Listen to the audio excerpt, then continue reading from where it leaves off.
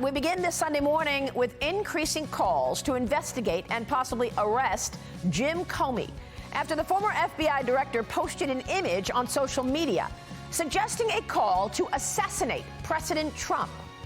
Comey was interviewed by the Secret Service on Friday and is now facing a string of federal probes after he posted an image of a beach scene with seashells arranged in the numbers 8647, writing this: "Cool shell formation on my beach walk."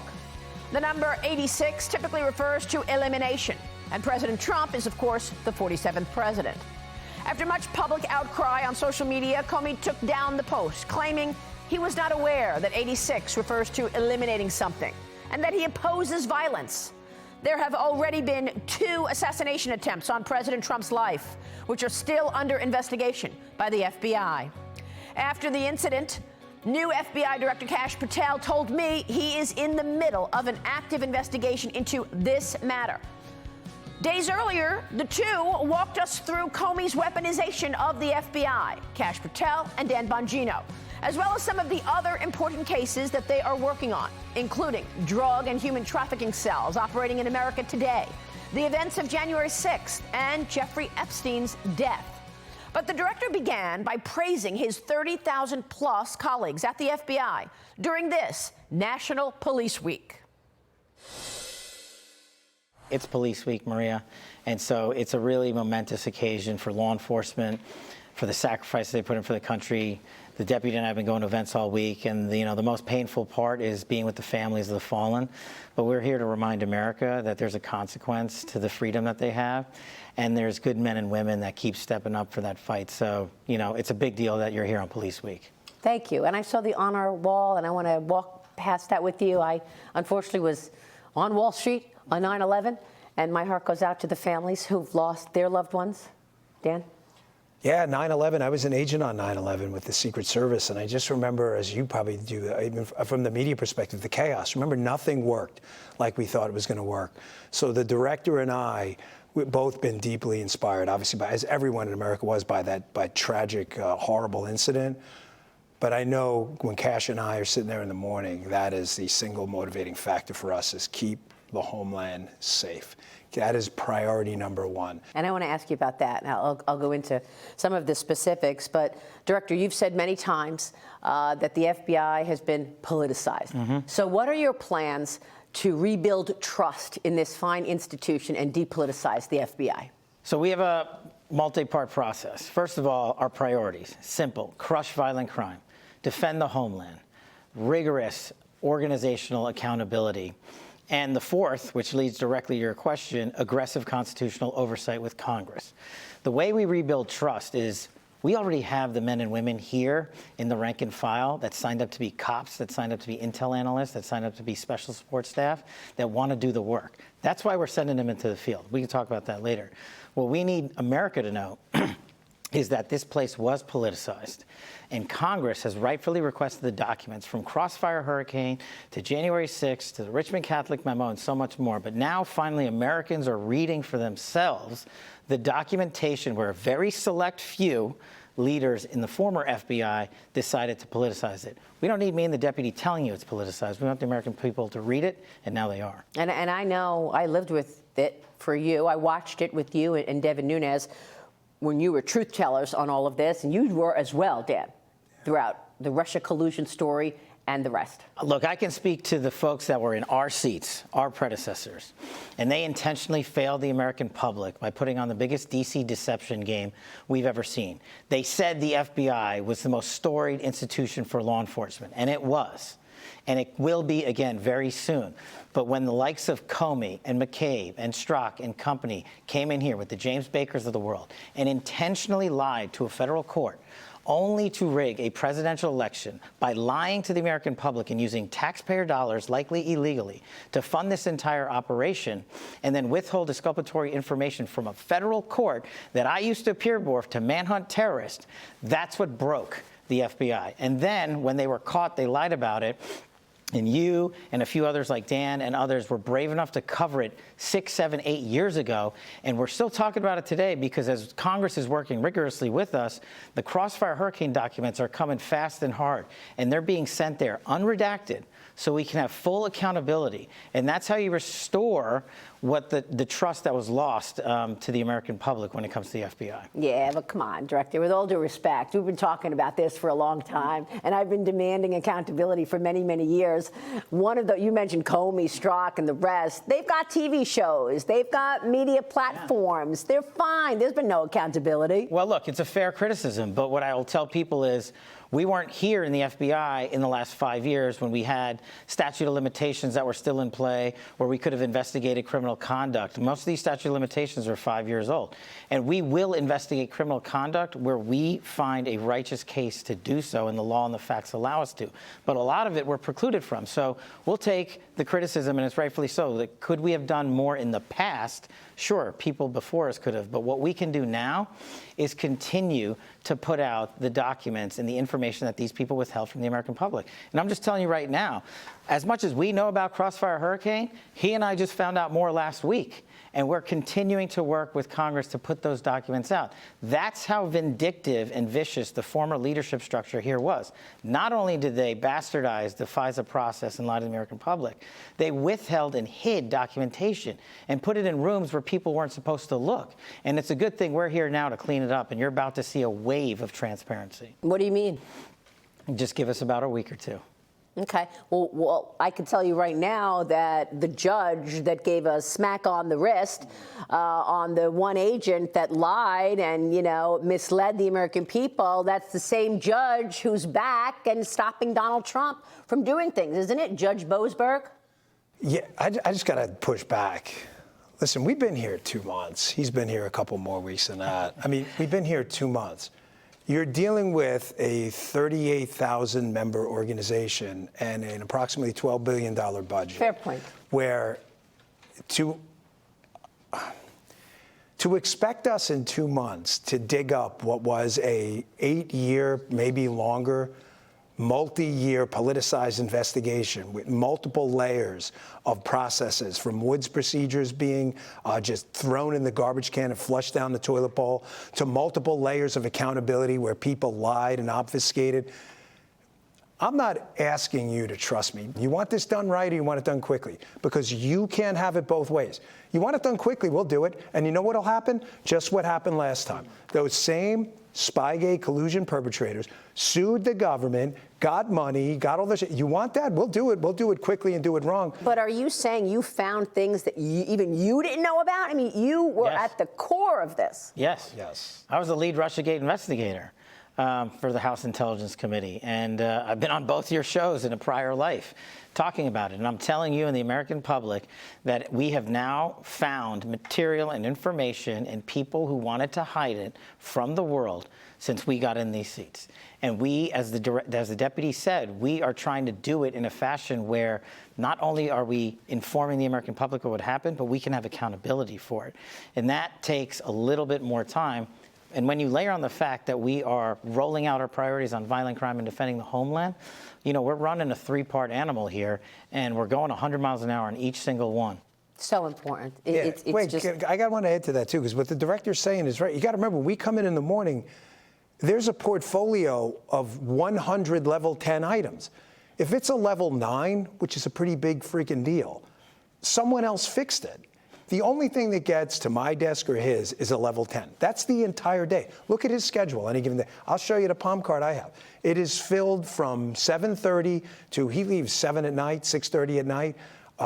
It's filled all day. We just can't focus on one thing. You want New York to go boom? DC to go boom? You want an OC organization to go hack into some cyber network and crack all of Fox News' holdings? We're dealing with all that stuff, too. Everything's a priority. Everything's a priority. This is one of many things we're doing. It's not an excuse. It's just reality. Now, the Democrats are turning on you, right? I mean, I saw your hearing the other day, and critics have accused you of using the FBI to target political enemies. So set the record straight. You wrote an entire book about it, Government Gangsters. Tell us, how do you respond to the attacks? Very simply, The FBI's prior leadership left us an institution, that is a police force for America and the world, that allowed a fentanyl overdose to occur and kill an American citizen every 7 minutes. That prior FBI's leadership, Comey, McCabe, left us an FBI that allowed for a woman or child to be raped every 6.5 minutes in this country. That same leadership structure left us an FBI that permitted a man or woman to be killed twice an hour in this country. That's our response to them. When I go to Congress and I go to the Hill, I say, hey, I'm not policing your neighborhood because it's a Republican or Democratic. I'm asking you for help on what your priorities are and what your resources needs are and where you need training, and we're going to send them to you. That's why we're putting 1,500 FBI employees into the field and outside of Washington, D.C. Now, if the Democrats want to play politics with that, they're the elected officials. They get to say what they want. But yelling at me and Bongino, we could take it all day long. I don't even understand why. Why did they do that? I mean, why put the FBI and its reputation at risk? What, it was just to win an election? Why? Because they're weak. Because they're weak. I hate weak people. I can't stand it. They didn't have, we're on TV, so I already said BS once, but they didn't have the guts, the courage, or the character to do the right thing. They did the easy thing. Donald Trump became a convenient political football they thought they could leverage. They thought they thought with the media on their side that they'd get away with it. I know that there are cells, drug trafficking cells and human trafficking cells. How significant is this in America? It's everywhere. I mean, when you open up the border, look, that's not a political statement. The border was open for 4 years. So what happens is crime metastasizes. What happens is you have hundreds of thousands of illegals come across, and a bunch of them are really bad criminals. Not all of them, but a bunch of them. And then they nest into societies. And this is why we're rolling out Mexican street gang task forces across the country, because it's not the international gangs that are just the problem. It's these inner city gangs that exist in 1 or 2 towns here and there and have metastasized and taken over the drug trade, the sex trafficking trade, the child forced labor trade, and the gang trade. They are all in, and no one has been focusing on them because our cities and our elected leadership has allowed them to live without being policed. But that's over now that Dan and I are in the seat. This is so scary. What do you want to say to families out there, mothers who are afraid for their young girls that they may get taken? I want to put everyone at ease watching this today. There is, I hate cliches, but there really is a new sheriff in town. His name is Donald J. Trump. This administration, in conjunction with General Bondi and our director, Kash Patel, I am in the briefing, Maria, with the 5 of us, Emil, the PDAG, Todd, the DAG, AG, Kash, and me, every morning over at DOJ. The attitude every morning from the president on down, he, the president of the United States, wants this FBI to be able to, in 1 month, 6 months, a year, or 2 years, wants to be able to get out in front of the American people and say, your lives are noticeably different. He doesn't want fairy tales, Aesop's fables. He doesn't want any of that stuff. He wants people to be able to touch it and feel it. I don't care if you're in Stewart, Florida, or Harlem, New York.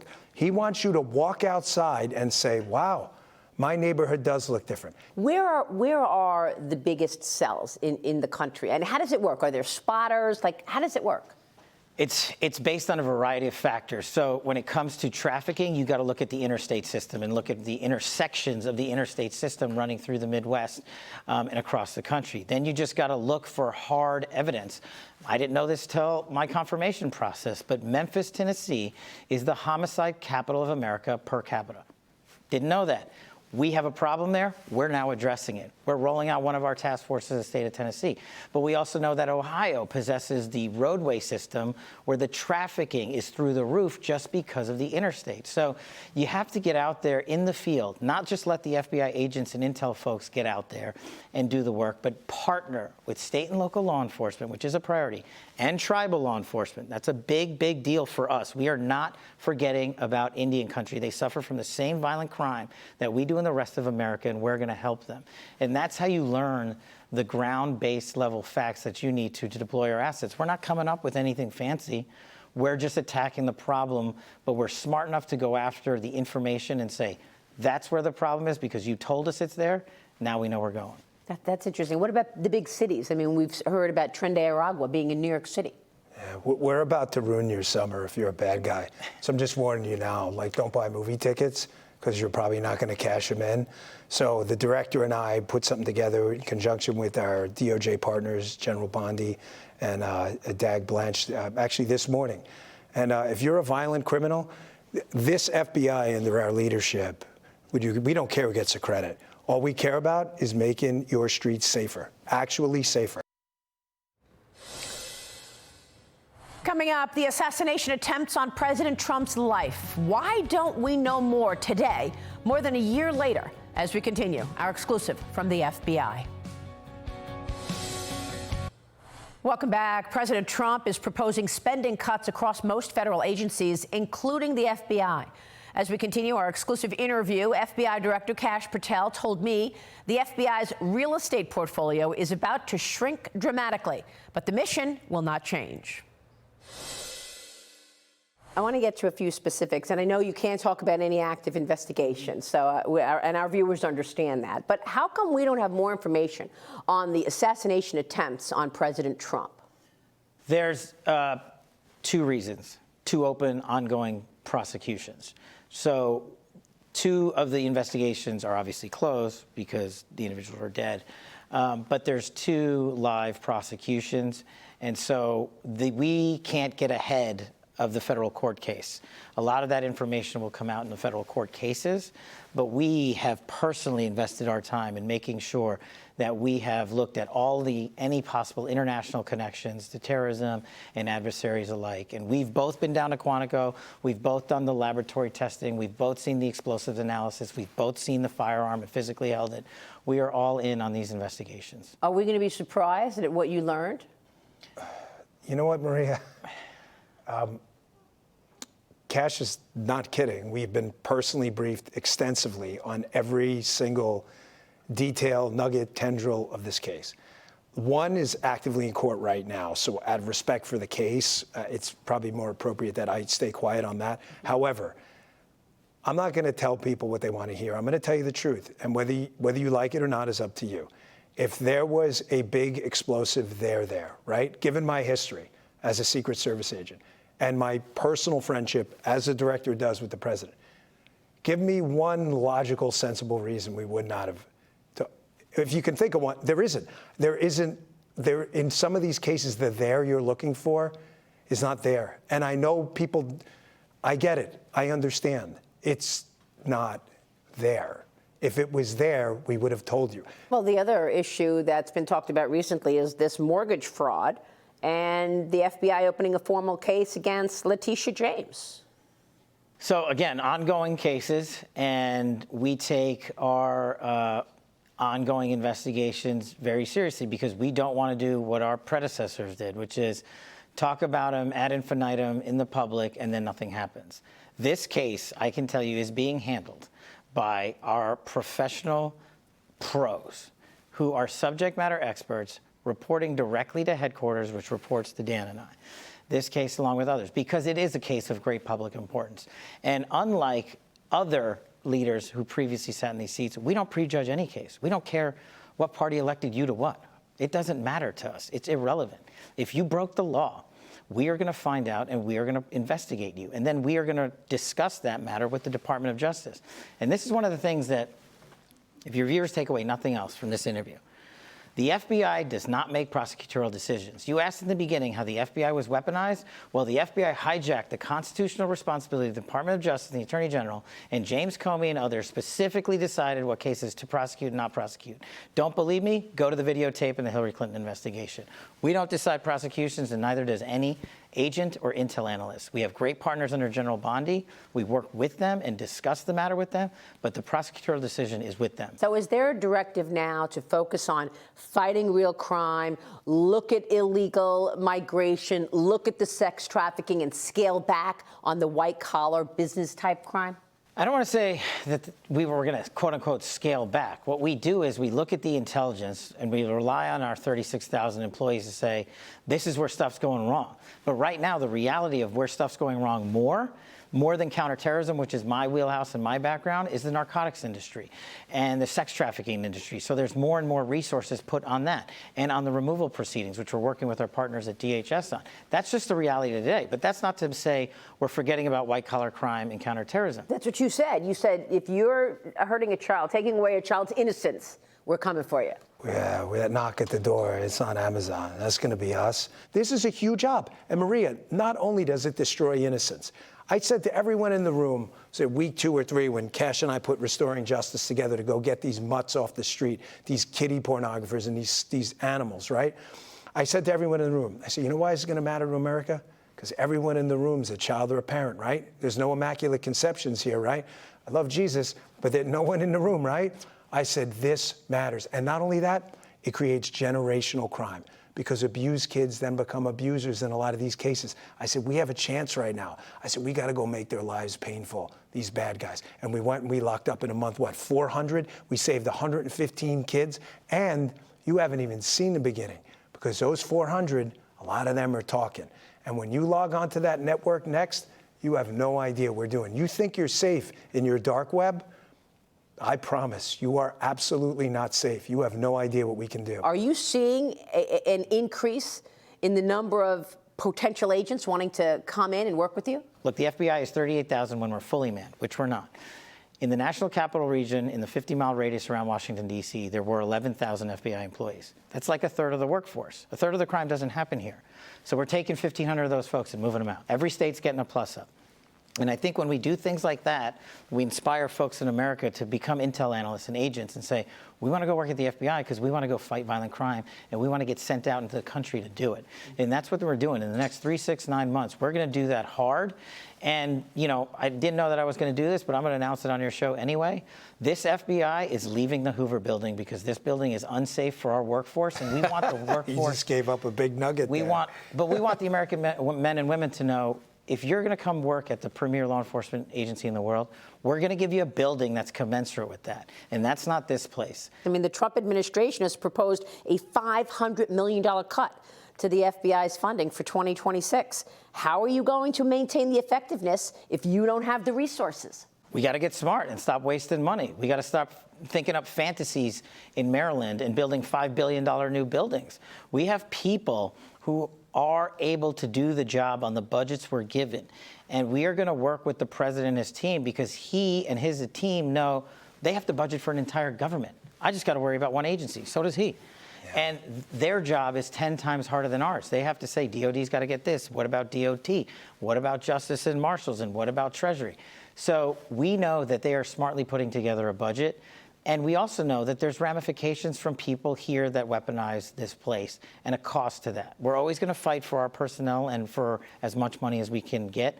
But I think when we show you real-time examples of getting out of places like this, because just to fix this building would cost billions of dollars only for a couple of years of runway, it shows you that we're serious about saving and being good stewards of the taxpayer dollars and hiring more agents instead of building new buildings. So what are your colleagues saying about this, that you're going to get out of the Hoover building? Well, he's a man of his word. I mean, he said that he was interested in shutting down Hoover, and I don't think people took him seriously.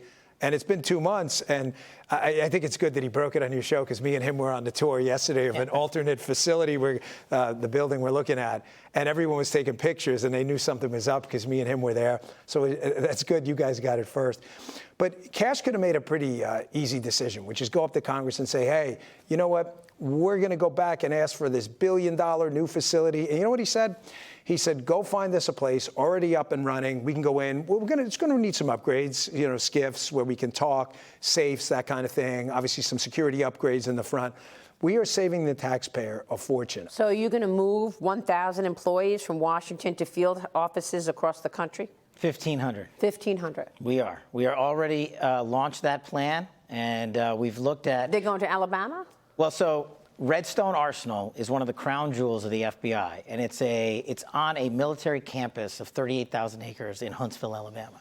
And the FBI built 5 new buildings there and a kinetic cyber training facility, a long-range facility, our terrorism explosive device centers there. So when you go and you want to become a new FBI agent, we send you to Quantico.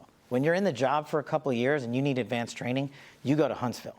And because we've had new buildings and new structures already there, we need our outdated facilities and personnel to move to Huntsville, where the training has been set up for them, and fill those seats. We don't need to build new buildings elsewhere. So a chunk of them are going there because it's essentially headquarters too, for lack of a better word. But the rest of the folks, we've looked at the map and we said, where are the worst crime spots in America? That's how we're choosing where the agents and intel folks go. Then our leaders in the field are working with state, local, and tribal leaders to say, hey, we've got a serious problem on Navajo, or we've got a big deal going on outside of Chicago. Those agents and intel analysts are going there at their direction based on ground level intelligence. You want to make your promotions, go make cases in the field, and you're getting promoted under this leadership structure. You don't have to come to Washington. One of the biggest cost-saving things we did was we ended this TDY boondoggle to D.C. that has been institutionalized by prior leadership, mandating you come here. And here's the kicker. Not only do you get your salary, you get a per diem TDY for your entire 18-month tour. That's over.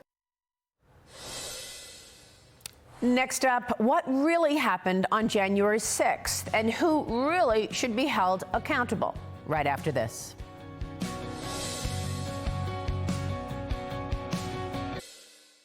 What actually happened on January 6th? So there is, as it seems that I find myself in a similar situation as Russiagate. Because on January 6th, in the prior Trump administration, I was the chief of staff to the Department of Defense. And I spent 4 years in a minor fortune litigating the truth because people politicized what actually happened on January 6th. And we now know unequivocally that President Trump lawfully authorized the deployment of National Guard, and me, as the head of the Office of Secretary of Defense, with the Secretary of Defense, took that action. When it finally came in, because it had to have the governor and mayor of D.C.'s approval on it. That's the way the law works. And once it finally came in on January 6th, remember, we offered to them days beforehand, and they rejected it. And we've put out the letters, and your show has done great coverage showing how it was rejected. We mobilized the fastest cold start in Washington, D.C. since World War II, and the largest occupation of D.C. by the National Guard since the American Revolution. That's what happened on January 6th. But what you and your viewers want to know, now that we've beat back that disinformation campaign with actual truth, is what was the FBI doing? Well, we got answers coming. We just found a trove of information, and it's on its way to Capitol Hill right now. And they've asked, and they're getting them, and you're getting answers on January 6th. You're getting answers on what sourcing was utilized, what money was utilized, how many assets were utilized, who made those decisions. You're getting it. We can only control the FBI, but you're getting it from the FBI. Were there FBI agents undercover egging people on? Like I said, that answer is coming, and it's on its way to Congress. You're about to, I saw it. I saw the portfolio of information. We dug far and wide to find it. And I'm pretty sure now we have a conclusive, definitive answer. But you and the public are going to have it. You're going to see it in writing over to Capitol Hill. But I just want to be sure we're clear, having been an agent and a police officer. There is a difference between an agent. I know you know this. I don't mean to sound ridiculous. An agent, meaning a trained GS 1811 federal agent, and a source or an asset. There's a difference. So when you see the material, which I promise you is coming, again, I'm not asking you to trust us. I know it's coming because I saw it yesterday. When you see it, I just want you to understand that it's not an apology for anything. Thank you. But there's a difference between agents and assets. Yeah. And I just hope when people put that information out there, they make the distinction. Not that it's better or worse, but there's a distinction there. It's a very important distinction. And I want to level set here. I want the American public to go back and look at what our predecessors stated to Congress under oath, that there were no FBI sources utilized in and around January 6th. I'm going to leave it at that, but go play the videotape and look for this material coming to Congress. You said Jeffrey Epstein committed suicide. People don't believe it. Well, I mean, listen, they have a right to their opinion, but as someone who has worked as a public defender, as a prosecutor, who's been in that prison system, who's been in the Metropolitan Detention Center, who's been in segregated housing, you know a suicide when you see one, and that's what that was. He killed himself. You want me to? I've seen the whole file. He killed himself. I know it's hard work, but you promoted Stephen Jensen the architect of the FBI's overzealous January 6th investigation. I want the American public to realize what we did. That man was in a position where he literally fought back against the machine who was saying, we want to politicize this event. We want to politicize this event. And at the end of the day, remember, Maria, there's a chain of command here. So you can fight back your chain of command to a certain degree before they fire you. And Steve Jensen and other folks were promoted because they embody what the American public demands of FBI agents. To get to the bottom of something like January 6th and the pipe bomber case, for example, you need three things. You need people, you need information, and you need people with information. I'll allow the public to put that together and just wait, and you'll see. Nothing we're doing, nothing is by accident. People who are, quote unquote, supposedly on the side of reporting truthfully should take a look at this instance because they are setting up circular firing squads. And Dan and I have already told the FBI, every employee that acted appropriately, we are going to defend you to the hill, literally, no matter the consequences. But for the media who's gone through the disinformation cycle of Russiagate, of January 6th, for them to come in here and take the clickbait and write articles based on half-truths doesn't hurt us. This is what I'll tell you something I didn't think we were going to get into today. But every morning we tell our leadership cadre when we sit down with them, nothing written in the media is going to affect him or me. Look, you said illegal alien criminals and child predators are next in your ongoing crackdown. Oh, yeah. How are you going to do it? The illegal immigration problem with 20 million people came in. Yeah, okay, most of them probably were here to work, but a lot of them weren't. They were here to traffic in kids and fentanyl. If you were here illegally, the administration's approach, which the director and I have actioned through the agents in the field, is, listen, I'm speaking a bit hyperbolically, but correct me if I'm wrong, right? You're the lawyer. We're giving you about 5 minutes to cooperate. If you're here illegally, 5 minutes, you're out. Title 8, AEA, whatever we've got. We're not wasting an agent who's making, a decent salary, who we train. We're not wasting 3 weeks of his time to beg you for information for a proffer. We're not. We're kicking you out. The president's going to seal the border. In the first 2-3 months that we've been in the seat under Donald Trump's administration, he has sealed the border. He has stopped border crossings. So where's all the fentanyl coming from still? Where's the trafficking coming from still? Where are all the narco traffickers going to keep bringing this stuff into the country? The northern border.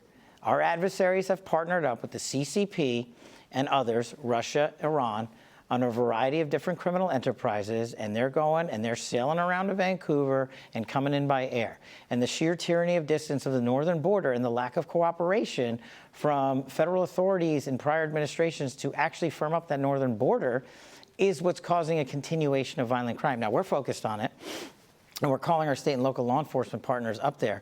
But you know who has to get to step in is Canada, because they're making it up there and shipping it down here. And I don't care about getting into this debate about making someone the 51st state or not, but they are our partner in the north. And say what you want about Mexico, but they helped us seal the southern border. The facts speak for themselves. The border that's open, I'll give you a statistic that I gave to Congress that nobody was paying attention to. Over 300 known or suspected terrorists crossed into this country last year illegally. Known or suspected terrorists, not illegals. Not just illegals, known or suspected terrorists. 85% of them came in through the northern border. Wow. This year, 100 known or suspected terrorists have crossed into this country illegally. 64 are south and north. Gentlemen, we've hit on so much today, and I really appreciate your time. I'm so happy that we were able to sit down with you so your viewers can see it. We're not doing a lot of media, and we're going to continue to not do a lot of media. But you have reported truthfully for years, even when it wasn't popular, when it wasn't fun, when it cost you money, and when it cost you personally. So that's why we welcomed you to the Hoover Building. We welcomed, yes, we do have an indoor shooting range, which we'll get you to soon. But we really appreciate you having the audacity to continue to report the truth. I'm Steve Doocy. I'm Brian Kilmeade. And I'm Ainsley Earhart. And click here to subscribe to the Fox News YouTube page to catch our hottest interviews and most compelling analysis.